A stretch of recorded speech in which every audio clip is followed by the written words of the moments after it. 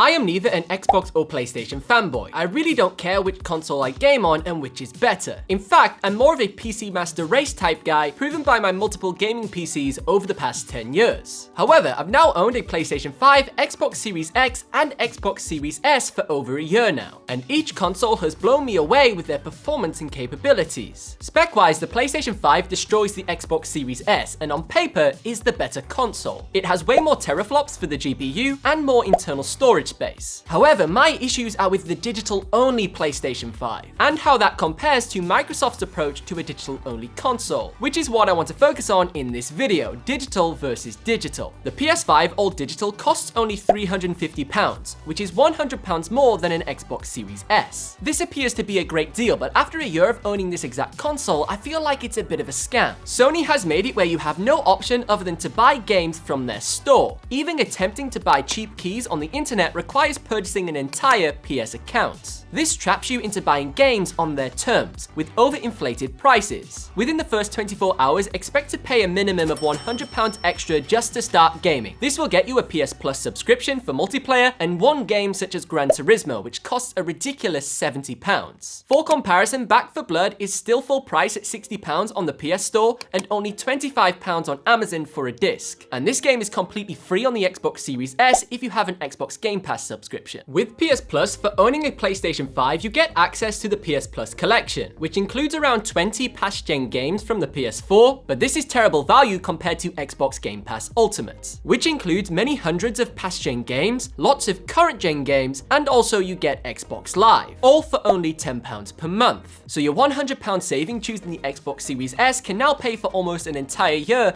of Xbox Game Pass. In addition, remember Gran Turismo costing £70? Well, Microsoft equivalent first-party games such as Forza are included for free with Xbox Game Pass, along with other huge franchises such as Halo, Gears of War, and a load of Bethesda games, significantly reducing the cost of ownership of an Xbox Series S and getting more games for your money. Next, we have the design of each console. Credit must be given to Sony for a bold and edgy move with the PS5. However, its huge form factor kind of diminishes its attempts at being curvy and elegant. On the other hand, the Xbox Series S is so tiny, and for the size, it does pack a lot of power. One design choice I was disappointed to see transition over from the PS4 to the PS5 is rest mode. The orange lights are annoying in your bedroom when you're trying to sleep, and the amount of gamers who have suffered hard drive failure issues because of disconnecting the power incorrectly meant that this should have been removed with the new generation. Gameplay is obviously much better with the PS5. It is more powerful and has the ability to play games at up to 4K 120 FPS, providing the ultimate next-gen gaming experience that can't be faulted too much. In addition, the controller with its adaptive triggers and touchpad makes for some fun and unique gameplay experiences, especially in story-driven titles, something Sony specializes in and has definitely perfected over the years. In contrast, the Xbox Series S is more of a 1080p gaming console. It can play selected titles at up to 1440p, but in a majority of cases, it is hitting that 1080p mark, such as Forza Horizon 5 that runs at 1080p 60, and Call of Duty Vanguard that can run at 1080p 120. Although the resolution is lower and some graphic settings are turned down, certain features such as super sampling and 4K upscaling do make up for this. Finally, we have quick resume and backwards compatibility. PlayStation Switcher is not even worthy of a comparison to Xbox Quick Resume. It only allows you to have a single game loaded at a time, with none of the functionality that Quick Resume has. Furthermore, PlayStation's backwards compatibility is rather weak, requiring yet another monthly subscription, this time to PlayStation Now, and you have to stream your favorite PS2 or PS3 games across the internet. Whereas on Xbox, we have support for Xbox original titles, Xbox 360 games, and also Xbox One that can be downloaded directly onto the console and have some modern enhancements such as FPS boost and also better resolution support. In conclusion, I don't hate the PS5, I just think the way Sony has handled the digital version is very poor, thinking too much about the cash grab rather than the user's experience, which if was better would probably encourage me to buy more games anyways and spend more time on the console. If you want to see more videos on the Xbox Series S and an awesome gaming setup that I recently created, you should watch this video next.